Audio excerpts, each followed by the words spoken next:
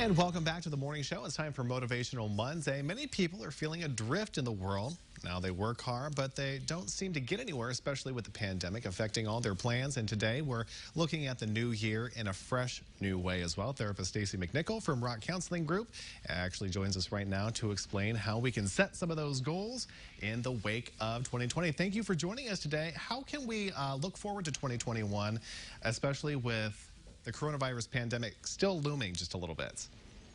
Yeah, so anything has to be better than this year, right? Absolutely. So I think the first thing that we can do is really look at the big picture of what we're wanting. This really is such a small frame of time in the trajectory of our lives. So really looking at the big picture of where you want to go, what you want to do, setting goals in those areas like career, family. If you have educational or financial goals, start planning those in terms of big picture now.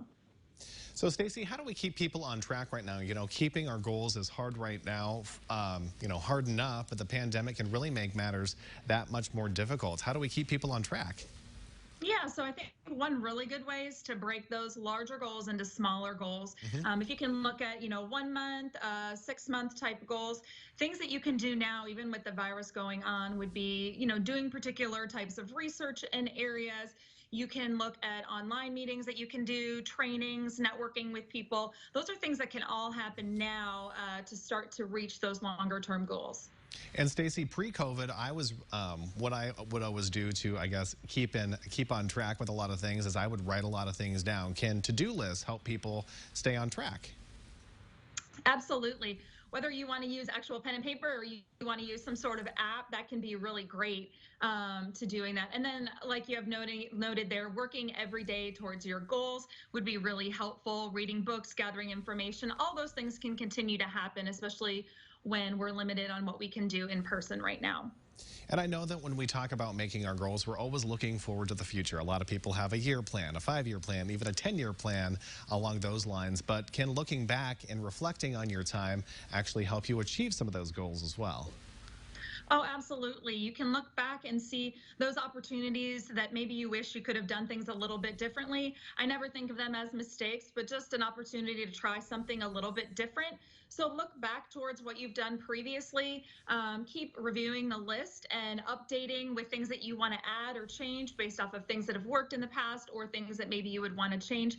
And then those long-term plans, say if your goal really is to, help as many people as possible or lose, 20 or 30 pounds, making sure that your eyes are set on those long-term plans. Do you think a lot more people are going to be making those New Year's resolutions going into 2021 than ever before? Do you think it's going to be one of those things that everyone is just so overwhelmed with 2020 that they're just going to say, you know what, let's just go forward and see where 2021 lands us? The interesting thing is in my practice, I think a lot of folks are really looking forward to what 2021 will bring. Anything is better than what's going on. So I think a lot of folks have hope about what is to come in the next year or so, especially once that vaccine is widely circulated. And Staci, you had a pretty good mnemonic here as well. It's called SMART. Can you explain to us what that's all about? Sure. It's just a good way and a powerful tool that you can use to assist in making your goal. So the first thing you want to do is make your goal really specific.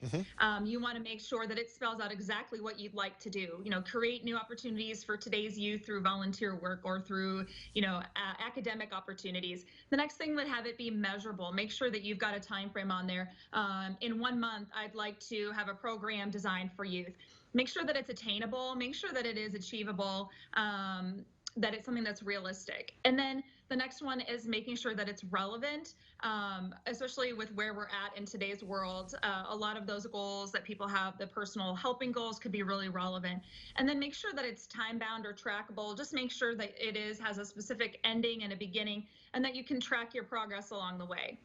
Some very sound advice this morning. Now, for folks who are going to be starting a lot of these goals going into 2021, and then they end up stopping a few weeks after, what would you say to them to try to keep them on track? Or, they might take a break and then try to move forward again. What would you say to, I guess, encourage them to move forward?